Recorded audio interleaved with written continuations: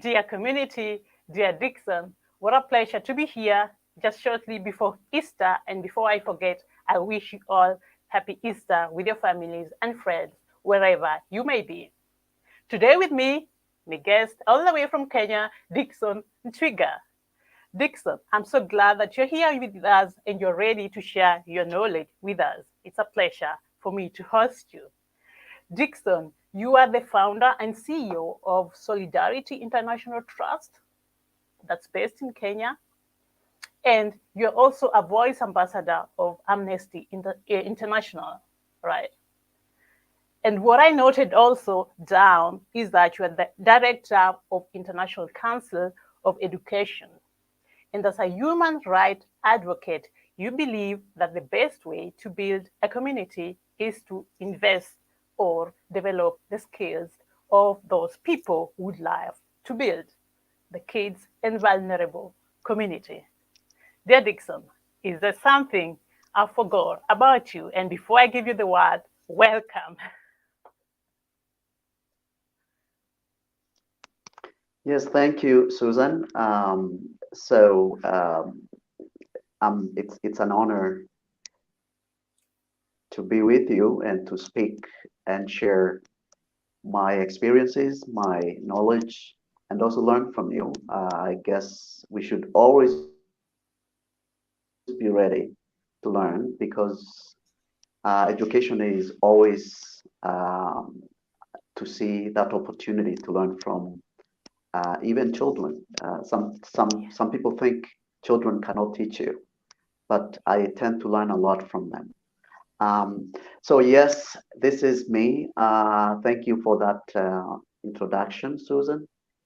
And let me say, besides what you've said about me, I've also worked outside of this country. I've worked in Asia with refugees, and I'm saying this because they are one of the groups that are most vulnerable in the world.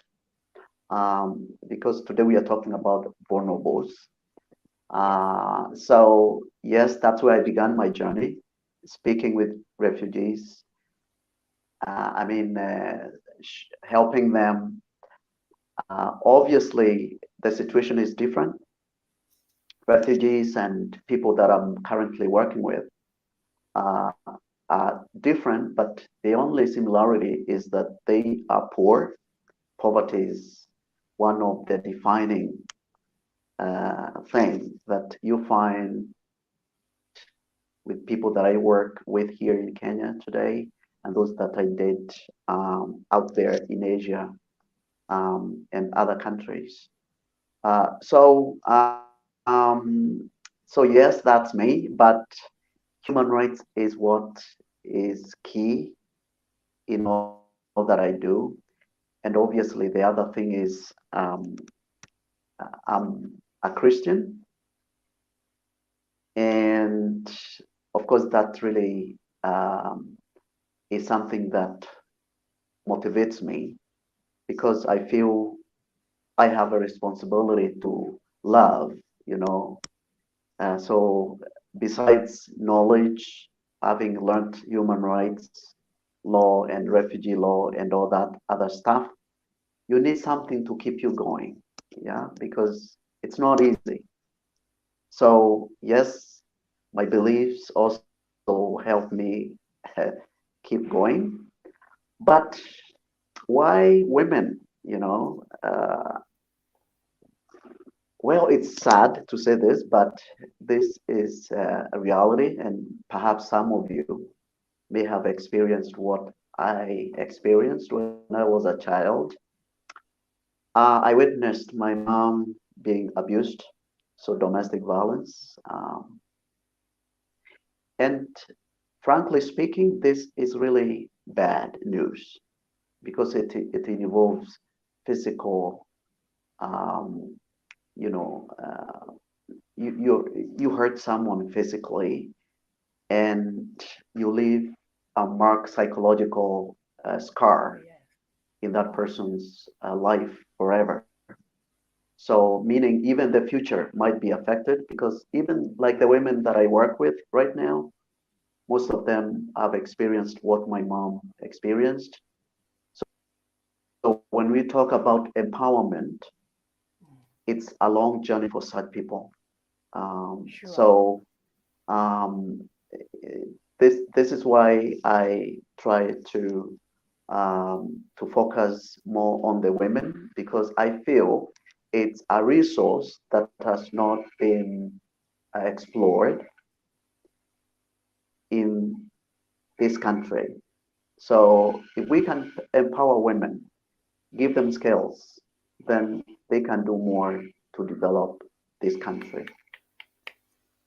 So that's Great. my why. That's your why, actually.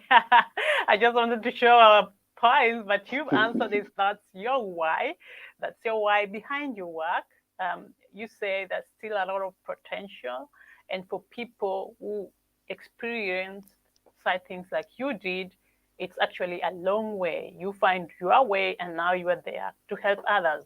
And where you get your energy from is not only from the knowledge, which we need, those are special resource, but also the love to the community. You also get your energy maybe from your belief, where you get your, how do you say, it's your stability, the root. Great. Love that. Now, you mentioned it already. You're working with kids and women. And how do these women and kids get to your community or to your organization? How do they Um, know you exist? yes. Yeah. You see, you cannot talk about women and not talk about children, especially in Yes. Africa. I don't know.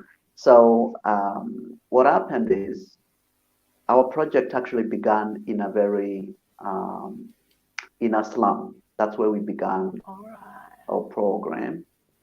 And so I started to talk to the women there because they are the breadwinner. They are the people that do everything and care about children.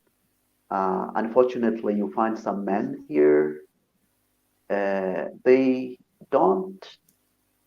Once they have children, some of them they leave these children with the women, and so it's the woman who has to think what to do, how to care for the child, and oftentimes you find these women even doing some other things that they wouldn't want to do, like prostitution. They get into drugs and such. So, so, so when we rolled out this program, it was a microcredit because first, as I mentioned, these people have a lot of potential.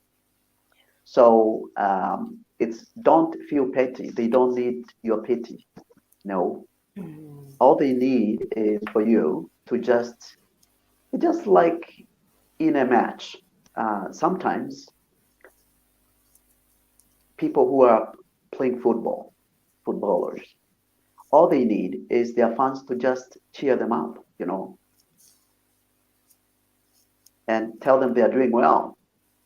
So this is what I found with the slum because I can't say I gave them any money, but I just told them that we can do it. First, of course, you have to instill that in them that yes, I have what it takes to change my life. So I that love was that. the first step.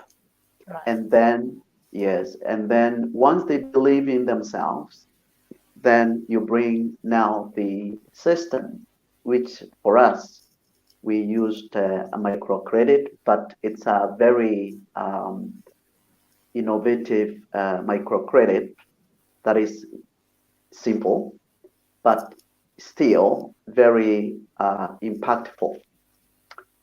It's called table banking. Table And banking. table banking is very easy. Yes, table banking is very easy for them to understand because it's just you have a table and then they sit down, and then we train them. And they, of course, have to bring something on the table. You just can't come empty-handed. So So what are they they bringing with have them, to for go look for example? something. Yeah, they for every woman who wants to join this table banking, they have to come up with 370 Kenya shillings. That's about 37 US dollars. So if you have 37 US dollars, you're good to go. Wow. And that's how we began. And yes, now to just tell you where the children are coming in. You see, the women that we deal with are, some of them have children who do not have their parents. Perhaps Yes. their parents died from HIV, AIDS. Others have left their children and Yes. gone to look for work and never returned. So then the women said, well, yes, you are helping us to do some little, business, but what do we do with these children that were left with us, you know? Mm. And that's when now we started thinking about these children. I And see. the only solution we could find, yeah, the only thing we could find is, at least for to have a temporary shelter, we have an orphanage where we take care of these children. We ensure that they have food, they have clothing, they have medical care, and they have education. So Oh, great. yes, So that's how just shortly, the and kids. both that's how the kids came in. Sorry for interrupting, but in these organizations, Solidarity International, this is where we'll find these women and the children, right, under this umbrella. Exactly, exactly. Thank you so much. Thank you so Yes, much, Dickson. I love your yes, way, and I love the way you explain that. And yes, the fact is, we need to cheer people who are ready. And I love the way you say you start with saying as easy as that, table banking, but you cannot come empty-handed. So they'll find a way, and then you see the commitment they have, right? Great, great. Thank yes, you so much. yes. Now, I think you have already mentioned one thing about an example, because our second point would be, dear community, sorry for that, I forgot to mention that. The second would be examples of truly empowering projects, because we believe that empowering projects should not make people feel small, right? And at the end, Dickson will give us 3 ways to set up international projects and programs that truly empower kids and vulnerable individuals. Dear Dickson, let's see who is supporting us. And there we go. We've got Tamara. Thank you so much for joining us, dear Tamara. You're saying it's a very important step to cheer them up and to believe in these women. Good morning. Good morning, dear Tamara. And I absolutely agree. What about you, Dickson? Anything to add on the comment? Dickson, Oh I'm not yes, getting you. yeah. I All think right. you see. Sorry. Yeah. What I'm saying is, Tamara, I think, has a very good point, because first you need to define the journey. Yeah. Because most of these people, the reason why they are the way they are not poor because they don't work hard. Because this is something that most people say, well, the poor are poor because they are lazy. It's not true. Um, Sometimes even every human being needs someone. And I can tell you, if you can just look back, you agree with me, we all stood on someone's shoulder to be where we are today. Um, Absolutely. and so when this is exactly what we do, and this is what most of these people lack. They just need to stand on someone's shoulder. Just tell them this is where to start the journey of development. Um, and sometimes we don't know that we act as development ladder. You know, all we do is tell them, okay, this is the first rung. We help them just to get their foot to the first rung of the development ladder, and then they can climb comfortably up. So yes, that's what I think Tamara was referring to. Thank you so much, dear Tamara, and thank you so much, dear Dickson, for the beautifully phrased and well put thoughts. Yes, yes, I totally agree with both of you. Now, do you have one more empowering project, and what makes it empowering apart from the table banking? Yes, I do. As I mentioned, children are the future. So I also have another organization called Technology Partnership.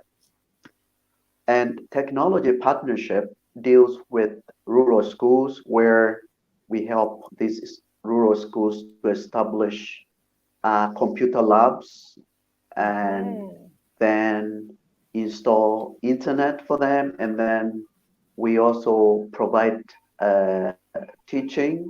Um, mhm. we teach the teachers so that they can teach the children. Yes. And what we are trying to do, we want to move this project to yet another level because we feel these children can actually teach other kids. So we can have kids teaching kids. And I really want to focus on this because I have noticed some of the kids are incredibly talented. Um, they can actually you teach them and then they become your teacher with within no time. So so so I think this is a very potential project. And another way why I feel it's very impactful, it's that for me, I've lived in countries, in other countries, and let's be honest, I think we should always be ready to face some of the realities of racism, for example. And one of the things that we can use to actually break that barrier, because racism, it's really about people not knowing the other. Believe me, it's like Yes, people. I believe you immediately. So yes, so we need to break that barrier, and so what we are doing right now is we try to work with schools in, for example, the US. We are working currently with schools in the US, and then we have live streaming, Susan, where kids from Kenya, like they used to do cultural dances, and then we had kids from the US. They were doing pop, you know, and I believe me, love and that. it was live. Yeah, and it was live, and I really enjoyed, especially our kids here, Susan. You know them. They don't have that exposure, so we give them that room to talk to the kids from the US, and they would ask kids are very innocent, yeah? They will ask anything that they don't know, yeah? Yes. And then I remember one kid asking one American kid, do you eat ugali? And the American kid doesn't know what is ugali. So you want to Yeah, explain? and or actually the kid explained to the American kid what is ugali. Huh? You see, believe me, I really enjoyed that. And Wow, this was a amazing. white kid talking to a black kid, you know, and they became buddies. Yeah. So I think this is besides just giving these kids knowledge and skills, we can also do much more to create that space where understanding can be possible. Yeah. because you can imagine if these kids grow like that, believe me, racism will not be something that they would want to embrace. No, no, no. Absolutely. Yeah. Absolutely. I So, love that. so, And that goes in line too with my mission, creating that space where we meet and ask questions. Every mm, question is allowed, meet at eye level. And that's actually why Christian and I decided to put up Coding for Future, where kids from Germany can meet kids from Kenya and they code together. In that, they also create this eye to eye mm, level of pushing projects together. I love your way. I love it. Dear community, check on the technology partnership, yeah, and there's a lot we can do from home as well, right? yeah. Just to Continue. mention the website right now, it's that, yeah, the technology partnership website. We're actually working on it. We are trying to do some it's there's something we are doing, so they might not access it right now, but very All soon right. it's going to be back. Yeah, Good to know. but Thank you so much. they can check our Facebook page. It's called the same technology partnership. Yes, Yes. All technology right. partnership. Yes, All right. So if you're on yes. Facebook, dear community, check on that. Check on Dickson Ntwiga. If you're on LinkedIn, you can connect to him as well and find more information on technology partnership or on Solidarity International. Love that. Dear community, dear Dickson, we are moving on to our third point, unless you have something to wrap up on the second one. And let's see what our community is saying. We've got Collins joining us. Thank you so much for joining us and for your comment. You're saying the live stream of bringing the kids together is a good initiative you are doing, Mr. Dickson. A great thing to do. Love it, love. Next time you invite us, if if others are allowed to join. Right. Thank you so much, Collins. Okay. Now, what do you think? If someone is out there who will watch the video later on, or for Collins, or for Tamara, or for me, 3 ways to set up an international project or program that can truly empower people. Yes. All Dear right. Dixon. First, Mhm. as I meant, yes. First, as I had mentioned, for kids, when we look at the rights of the child, uh, however much the kids want to do things, they need to be guided. Yeah. So that's why when we empower, for example, women, we actually empowering children. So that's one thing we need to agree on, that children within the human rights understanding, they still need guidance, they need protection. Yeah. And so if we can empower their parents, and for me, as I mentioned, I do this with the women because they're the ones that carry the burden of taking these kids. One of the projects that internationally we can do, and the international friends can actually get involved in, is, for example, we are looking at, you see, these women, they don't want handouts. Please, I want to really make that clear. Yeah. They are not asking for handouts, all right? And what do you mean So, by for handouts? example, Just to be, yeah. we have begun, yeah, handouts means the women, they don't need, maybe you send money for food, maybe you keep feeding them, yeah? No, they don't. That's not what they are looking for. They are looking, when we talk about empoweredness, ACE, where you have that person taking care, deciding their future, all right? And that's what they are looking for. They are looking for partners, yeah, people that they can do business with. You might wonder, hey, can these poor women do business with us? Of They can course. do business with you. And this is how. This is how. Like, I'll give an example. The women, and mind you, don't also forget that our lifestyle, especially the way we eat, need to change if we are going to live healthy.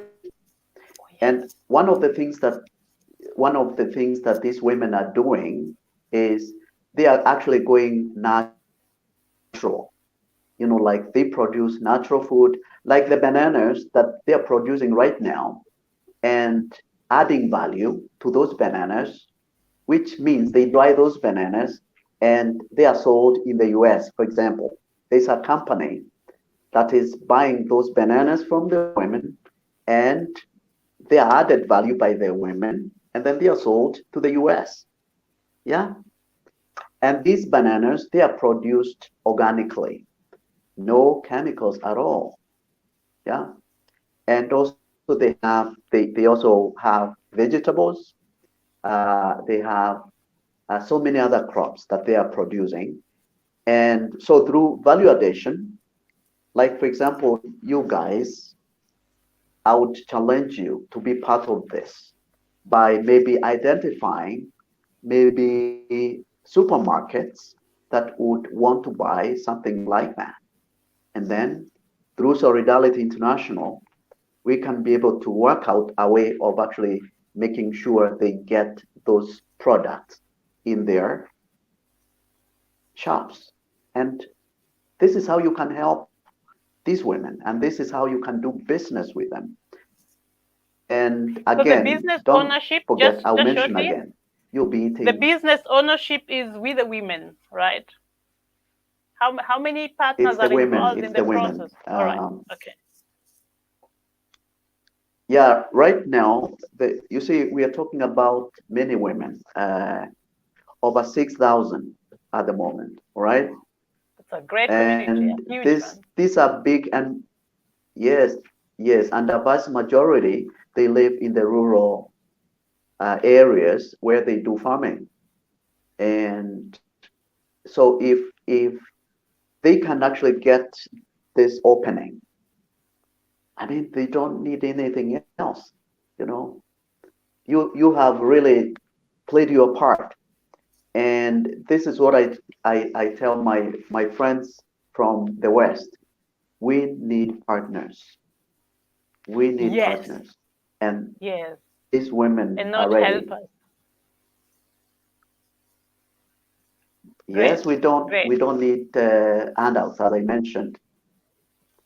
I love that. It's Now, amazing the other takeaway. project, Hmm. mhm, yes, the other project, again, this is the one that I mentioned earlier of bringing children together. Um, Perhaps what we could do is get more schools involved um, in in making this connection with our children, workable. So, like in Germany, we don't have any schools from Germany. I saw Susan, you also have some connections in Switzerland. We don't have any schools from there. So this is another way of empowering. But above all, Susan, your coding program can really help the kids. And as we had discussed earlier, the kids at the home, at the orphanage, if you can, spend most of your time and train them, then we can use these kids to train these other rural schools. So that's another area, Susan. You really, if you can get these kids get how to code, and they become teachers themselves. Yeah. So that's another project that we can do together. And but this one, it might require some little support because like the orphanage, uh, you know, uh, I support them, and sometimes we have to be realistic. Yeah, I'm not a wealthy guy. Yeah, so if we can be able to get the infrastructure, yeah, that would help these kids, then that would be very helpful. Otherwise, those are the projects that I feel we can do at the international level and get these kids and the vulnerable, uh, you know, uh, empowered. Very nice. I love that. Thank you so much also for the great examples. I think Collins is with me in the Coding for Future. He's also is our Kenyan partner. We've got a Facebook already, and this is something we can definitely continue step by step. And as you say, you need infrastructure first because there are orphans, of course, and that one is well noted. And also, I loved what you say, no handouts, you define the journey. There are people, the women they know, they don't want that help, they need partners. There's a lot of takeaway in that, and it's a change of mindset that we from the West should be able to look at Africa as partners anyway, whether they're women or men. I mean, it's high time we do that. And of course, to be realistic, kids, especially orphans, they still need our guidance and empowerment. And that's what you are doing with your people. Love that. A lot of takeaway, dear Dickson. I'm so happy you are here with us. You've shared your why, your expertise, and your knowledge with us. Thanks so much for joining us. Time has moved so fast. And thank you so much, dear Tamara and Collins, for joining us, for your comments. Dear community, if you'll watch this later, please connect connect with Dickson. He's on LinkedIn or with his group on Facebook, and that's called Technology Partnership, right? I'll show it again. One of them is Solidarity International, and the other one is Technology Partnership. Dear Dickson, any last word you've got for us just shortly before Easter?